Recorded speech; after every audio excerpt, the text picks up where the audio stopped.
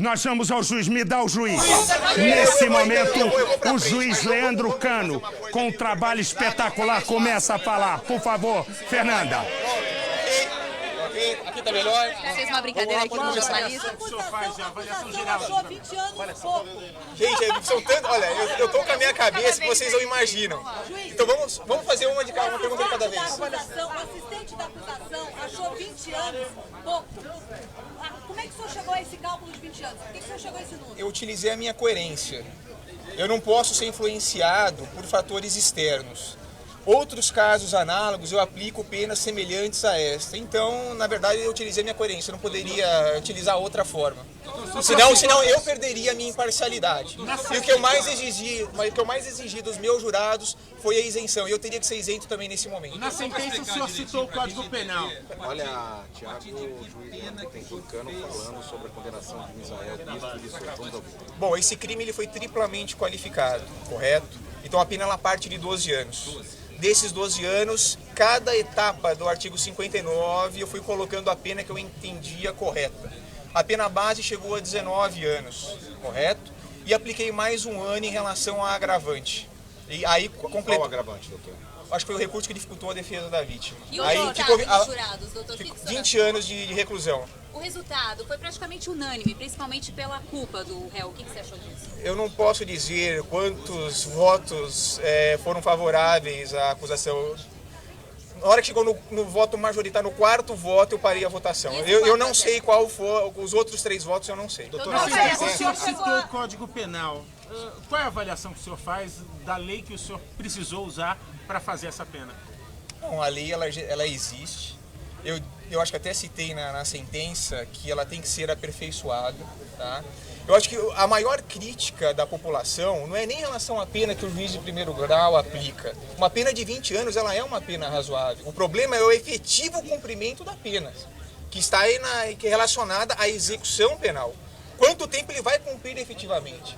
No caso, por ser um crime hediondo, serão 2/5. Só que, além do requisito objetivo, há necessidade de outras situações. Por exemplo, a necessidade de uma ressocialização dentro da própria unidade prisional para ver se ele está apto a voltar à sociedade. Eu, pelo menos, quando eu era juiz de execuções em crimes com violência deste porte, eu exigia o laudo para testar essa possibilidade do réu voltar ou não ao convívio da sociedade. Agora, eu não sei o que o juiz da execução criminal que vai assumir essa causa irá colocar. Ou seja, é frustrante uma pena de 20 anos saber que em 7 anos ele pode estar na rua? Da população, eu acho que sim. Eu faço parte da população. Eu também sou contra essas situações. Eu até já discuti por várias vezes com colegas que nós teríamos que acabar com a progressão de regime, tá?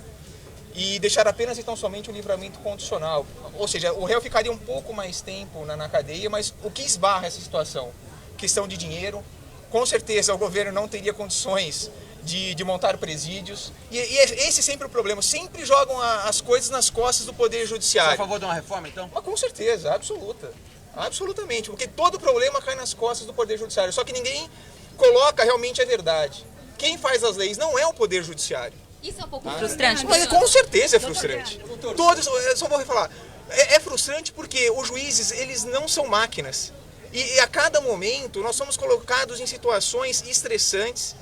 E é isso que a população tem que entender. Em relação à transmissão ao vivo, o que você acha que mudou? Foi inédito? Olha, eu acho que é uma transparência maior, não só para a população brasileira, mas em casos midiáticos, eu acho que seria uma forma bastante ideal para trazer essa responsabilidade para os jurados. E eu senti isso nessas 7 pessoas que sentaram ao meu lado. Eu disse isso a eles, que eu tive o prazer e a honra de tê-los ao meu lado nesse julgamento. Muda a imagem de tanta isenção que eles tiveram nesse julgamento. Muda a imagem do judiciário junto à população, o senhor acha? Eu acho que sim. Eu acho que tem tudo para mudar essa imagem que já está tão arranhada. Doutor, o senhor falou muito da personalidade do Misael.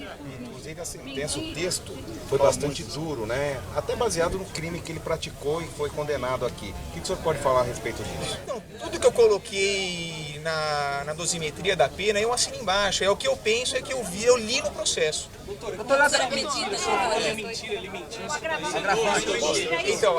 Então, é justamente essa é uma questão que eu sei, eu vou ser criticado no campo jurídico. Nós temos várias pessoas que são garantistas, mas eu sou uma pessoa que tenho minha opinião, correto? Eu sou uma pessoa que sempre busco melhorar a imagem do Poder Judiciário. Eu sou uma pessoa que não tem medo de colocar no papel aquilo que penso. E eu acho que realmente a Constituição fala que o réu não precisa mentir. Se ele quiser, ele permanece calado. Agora, se ele mentir, na verdade ele está querendo colocar algo no processo para enganar uma autoridade. E isso não é o ideal na minha visão. Eu respeito as opiniões. Ontem o senhor deu duas oportunidades, né, doutor, para ele responder se era mentira ou verdade. Ontem o senhor deu duas oportunidades, perguntou duas vezes para ele, em duas oportunidades no interrogatório dele, se o que ele dizia era mentira ou era verdade. E as duas vezes ele mentiu. Então a senhora sacou o porquê que eu fiz a pergunta para ele. Eu acho que toda a população entendeu agora o porquê que eu fiz a pergunta. Deu uma oportunidade. Eu tive a oportunidade, eu dei a oportunidade. Isso serve de lição para os advogados que ratificam esse tipo de decisão do réu de mentir ao invés de ficar calado? Tomara que sim.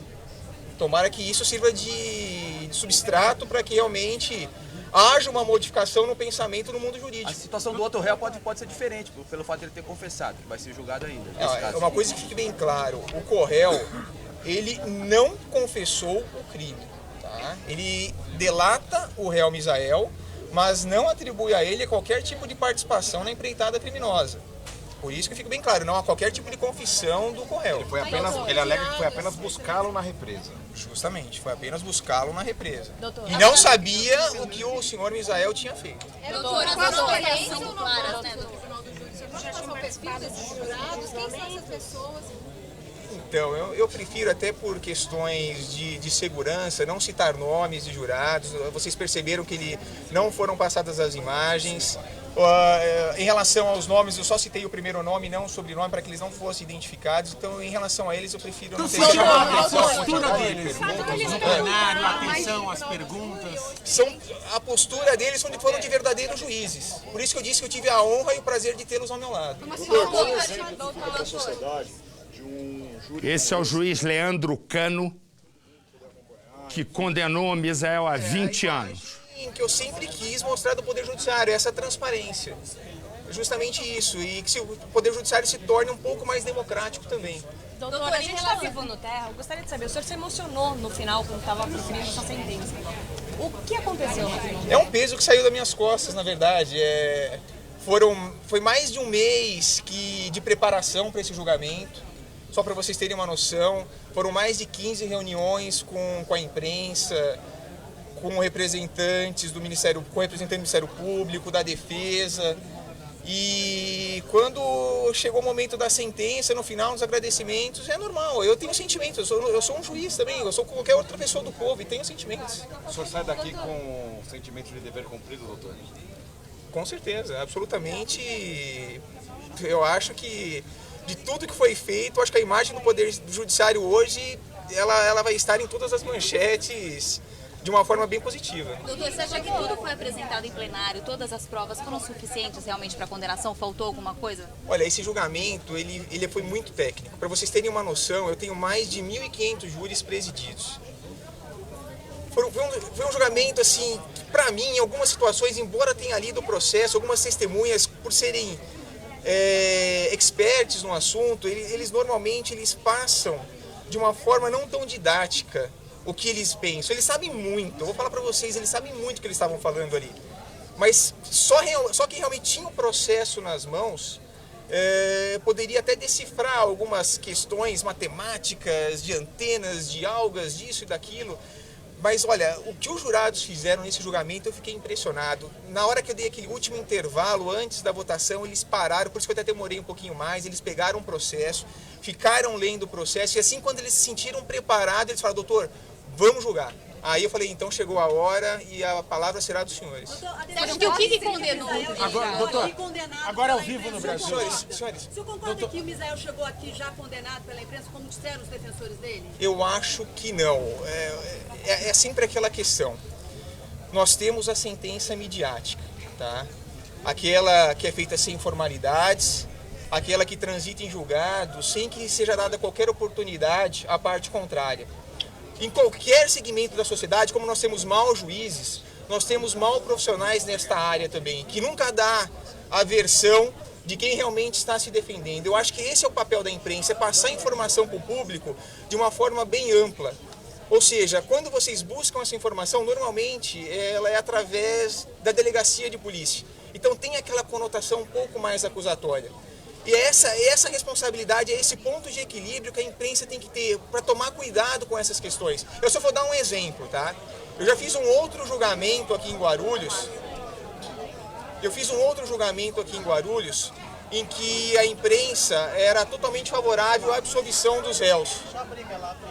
E quando realmente aconteceu o momento da votação, foi uma coisa totalmente contrária, os réus foram condenados. Então a imprensa, falaram que a imprensa realmente condena. Eu vejo isso de uma forma relativa, porque os jurados, eles vão conhecer as provas no local do julgamento. Eles podem até ter uma noção do que a opinião pública está dizendo, mas isso será que corresponde à realidade? Nem sempre.